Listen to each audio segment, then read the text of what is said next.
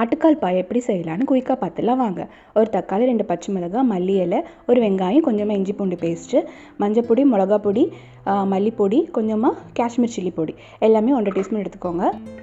வெட்டி வச்சுருக்க இந்த காலை குக்கரில் போட்டு நம்ம எல்லாமே கட் பண்ணி வச்சுருந்தோம் இல்லையா, வெங்காயம், தக்காளி, மசாலா, உப்பு, அப்புறமா தண்ணி, இது எல்லாத்தையுமே நம்ம இந்த குக்கரில் போட்டு நல்லா மிக்ஸ் பண்ணிவிட்டு தண்ணி ஊற்றி நம்ம ஒரு 10 to 15 விசில் போட்டிங்கன்னா, ஒரு குக்கருக்கு ஏற்ற மாதிரி விசில்ஸ் போடுவீங்க இல்லையா, அந்த மாதிரி நல்லா வேக வச்சுக்கோங்க. வேக வைக்கலாம் நல்லா இருக்காது. வேக வச்சிட்டிங்கன்னா அதோட மசில்ஸ் நல்லா வெளியில் வரும். வேக வச்சதுக்கப்புறமா நம்ம கொஞ்சமாக தேங்காய் எடுத்துக்கோங்க. அதில் கேஷ்யூ, பட்டை, லவங்கம், பூ, அதுக்கப்புறமா பெருஞ்சீரகம், மிளகு, இது எல்லாத்தையும் போட்டு நல்லா ஃபைனாக அரைச்சிக்கிட்டு வேக வச்சுருக்க இந்த காலில் நம்ம இதை ஆட் பண்ணிக்கிறோம். ஆட் பண்ணி ஒரு 2 விசில்ஸ் கூட போட்டிங்கன்னா ரெடி ஆயிடுச்சு.